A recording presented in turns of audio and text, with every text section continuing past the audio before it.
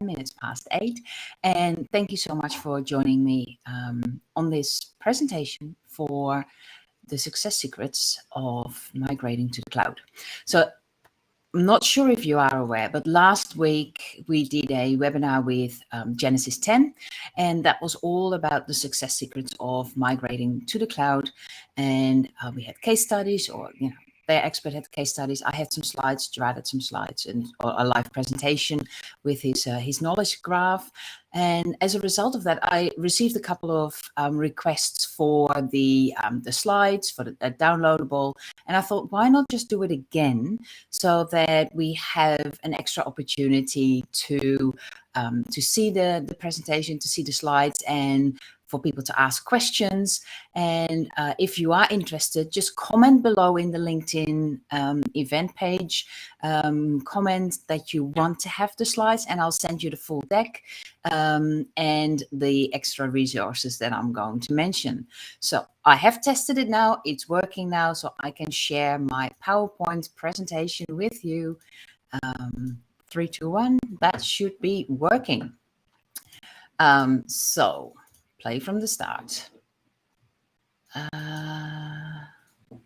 Yep. Hopefully you can see this now.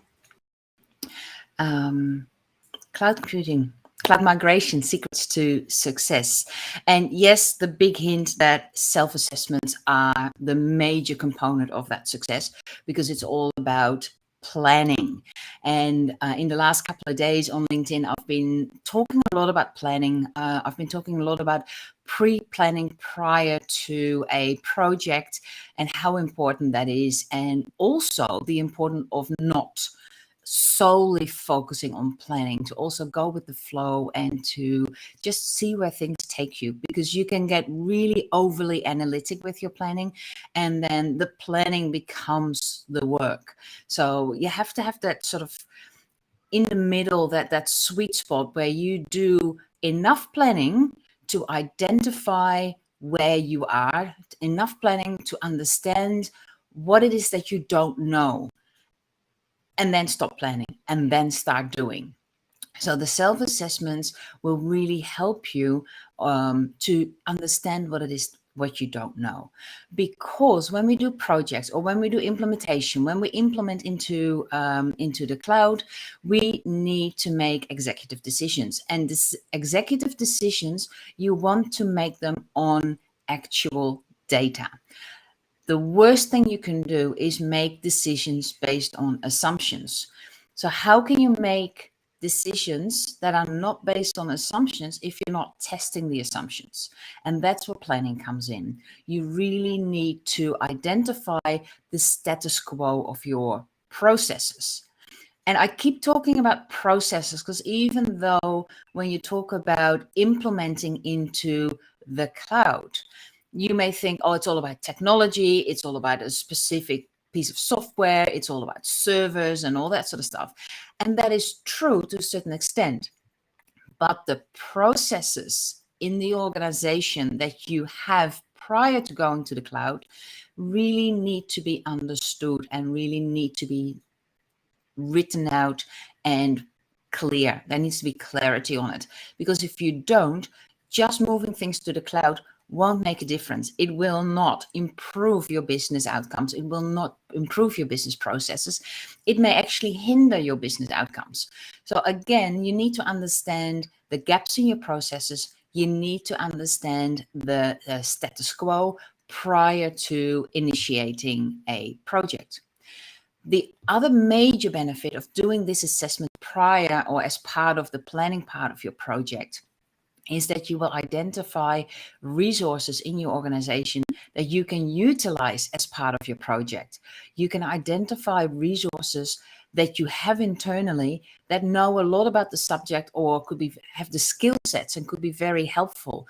So if you remember a couple of weeks ago, I had a discussion with Matthew Burrows about the Sophia framework and how every job role in an organization is built on skill blocks of skills that you need to do a certain job role or a certain task. You need to identify these people in the organization that have the skills and the understanding and the awareness of what you are going to need once you move into the cloud.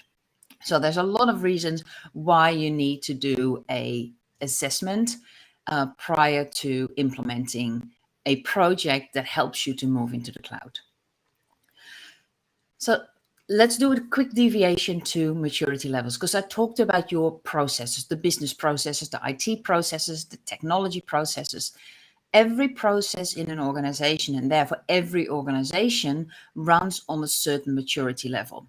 And in general, you will see that maturity levels go from, hey, we recognize there's a need for cloud computing, cloud migration. There's a need for us to move our systems towards the cloud. So that's that lower level, like, hey, we've heard about this. It may be something, there may be a need for change.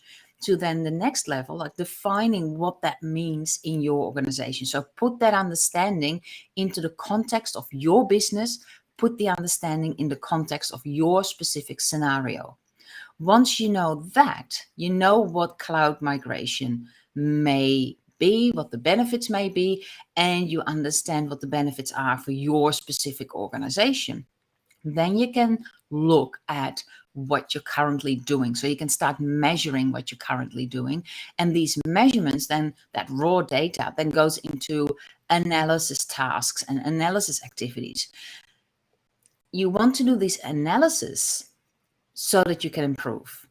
So in order to improve, your organization needs to be at a much higher level of maturity than an organization that is at the beginning of just talking about migrating to the cloud.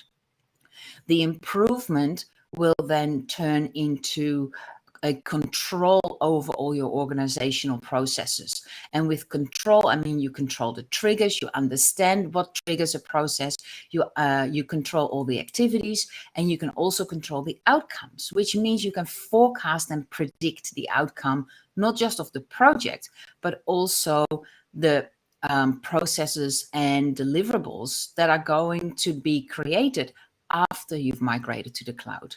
Because ultimately you want to be in a situation where, as an organization, you can sustain, forecast, and predict a particular level of achievement, for lack of a better word. So that could be financial achievements, that could be profitability, that could be technology, that could be around innovation, that can be about efficiencies. So there's different levels of KPIs that you would have. There's different levels of criteria that you will check in order to tick off that you are in that moment able to sustain that level of quality.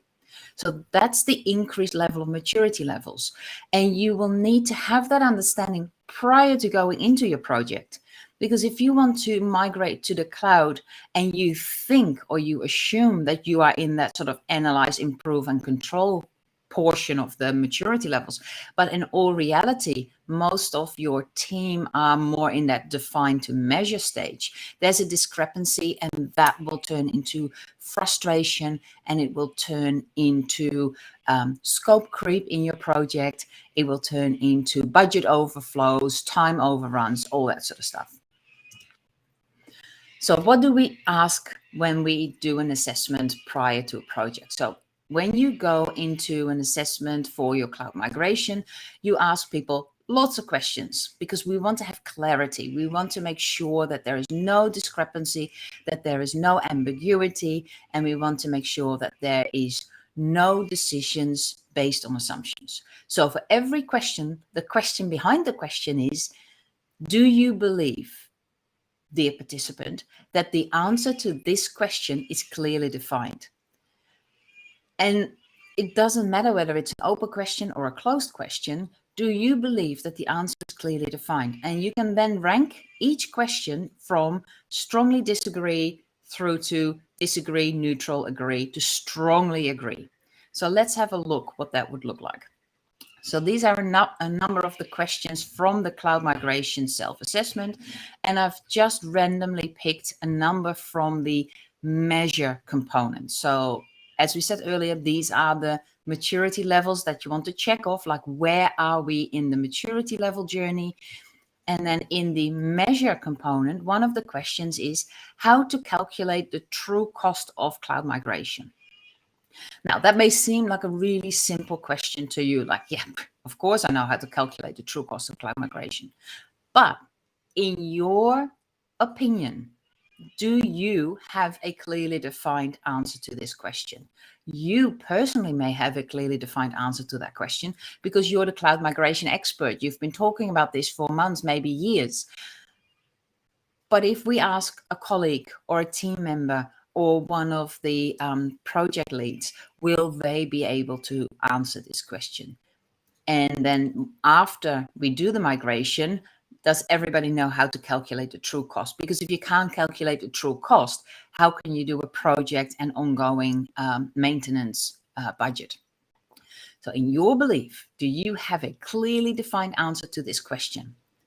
And then another example, will there be additional HR costs, human resource costs associated with the transition? And as you can see, these questions, they will conjure up ideas and they will start discussions and conversations. And that in itself is really, really valuable. Because a lot of the time you're not really interested in the answer to the question, not at this stage. But what you're interested is in the discussion that you actually ask the question. And as people, as a human race, like it's a lot easier to critique questions than it is to start a project from a blank sheet of paper or from a blank screen. So asking these questions will trigger other questions like, will there be additional HR cost? Yeah, well, do we have the skills to do a cloud migration? Do we have the technology to do a cloud migration? So there will be flow-on questions and there will be flow-on discussions and conversations that are super important at the beginning of a project, because you don't know what you don't know. And if you don't know what you're getting yourself into, this whole cloud migration project may become a flop or super frustrating or way too expensive. So after you've done the assessment, you've asked all the questions to all the people that you want to ask questions to, you'll come up with a graph like this. And each assessment has 800 to 1,000 questions. And by no means do we expect you to ask each person 800 to 1,000 questions. You select the questions. Let me just go back one step. You select the questions from the assessment that are valid for your situation, for this particular project, based on the project brief that you have. So if you don't even want to think about low-hanging fruit, I don't know why you would, but if that is not applicable to your scenario, then delete the question. So you don't do an assessment with 800 to 1,000 questions. You'll probably do an assessment with 250 to 500 questions max. But because it is very intuitive, like in your opinion, do you have a clearly defined answer? Yes or no? Like a 1 to 5 ranking. You can go through it fairly quickly. So then you come up with a graph like this, which is the accumulation of all the responses. So for each of the maturity levels, for each of the process areas, you will have responses.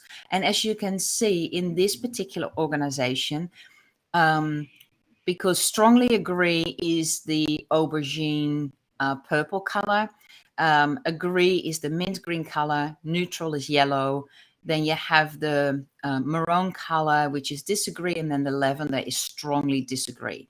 So the questions we've asked this organization in relation to, do you recognize the need for cloud migration? Do you recognize that there is such a thing as cloud migration?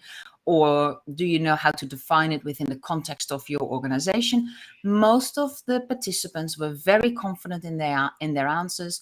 They were very positive. They agreed that there were clearly defined answers in the organization about that particular area. But then the moment you start talking about the questions in, say, analyze, improve, or control, you can see that confidence level drops off really quickly. So this is a really easy, quick overview of where you're at. Where is your organization currently? And I would say that this organization would be around that measure state. So you can make assumptions based on this data that most of the people in the organization have clearly defined understandings on the need and the definition of what cloud migration means. But there needs to be more clarity around measurement, analysis, and how to improve. So you need to take that into account when you go into your project. But then you look at the individual answers. And I've just created some fake names. We need to keep people private. So we have John, Carla, Steph, Peter, Matthew, and a junior employee. And as you can see, John and Matthew are very confident. They were very confident in their answers. And well, that makes sense because they were the cloud migration expert and the CIO. So you would assume that these people are very confident in their answers. But then the junior employee was not confident at all. And even there's a Peter in here who is a lot less confident, even though he works in the IT department. So you can clearly identify breakages in communication, breakages in learning, in education, in understanding, and where you would run the risk of people not understanding why you want to do this project or what the benefit will be for the organization or why they need to be involved in it. So in order to avoid, again, that word frustration and avoid reluctance to change, this could be a starting point for your project to really start talking to certain people or certain groups in your organization to create more awareness. Now, that's all well and good, but how are you going to implement this? So you have all this information. So what's next? Well, the next thing is what we refer to as our Kanban, critical capability Kanbans. Because in order to implement or migrate to the cloud, there are certain steps you need to do. There's certain things you must do. And we've created these swim lanes around, you need to consider security, cloud in general, management, client, architecture, all that stuff you need to consider. And then we've identified the critical capabilities. And when I say we, it's our AI-driven tool that does that. The critical capabilities that you must do or have in place for successful cloud migration. So each of these criteria have been organized by the following priorities. So there are critical capabilities that you must have, that you should have, that you ought to have, that you might have, or that you could have. So for those of you who are in software development or quality testing, so this is your, a rendition of the Moscow principles. So these are the things that you must have, you should have, you ought to have, might have, or could have. And then for each of the must-haves, your laser focus in your project will be, for example, this critical capability. You need to warrant that your design contributes to and executes the secure system development lifecycle, including functional and non-functional cybersecurity requirements for all application and infrastructure projects migrating to regional data centers and cloud environments. So that is what you need to have in place after you've done your migration. That's a must-have. So whatever you do in your project, by the end of it, you must have this critical capability. So what do you need to ask of your team? What platforms support development and deployment of machine learning applications? But who are you going to ask that to? Well, that's how it's all connected. So this question, you will, it's a must-have question. So you will ask that to the product owner, because you see this in, hidden behind all the other questions. There's the product owner. So this is the knowledge graph that I mentioned at the beginning, because Gerard last week did this all live. You have this knowledge graph, how everything is connected. So we're talking about cloud migration in the security area, and it's a must-have. It also relates to threat modeling. So that's, the sub. So you all connect all these things together. So that was my presentation, and I will stop sharing. So the success secret to cloud migration is make decisions based on data. Make decisions based on what you know, and you know for sure. There's clarity, and you know exactly what you're going to do and what you're going to have to do. So the clarity that you create will make that your cloud migration project is a success. So if you have any more questions about this, feel free to let me know. Feel free to connect with me. If you want a download of these slides, just reach out. Do a comment in the questions or in the comment box below, and I'll make sure that you get the slides. And I will also get you a sheet with the top 5 questions, the must-have criteria for cloud migration. So that's the free resources that I'm going to send to you. Just put down in the comments that you want the free resources and or you want the slide deck. And it's all about making sure that you have clarity around what it means to do cloud migration and clarity around what the end result of the project will be. And that planning component will really help with setting your project up for success. So good luck, and feel free to reach out. Yeah, we're here to help. So let me know if there's anything we can help with. Have a lovely Thursday or Wednesday afternoon if you're in the US. Bye for now.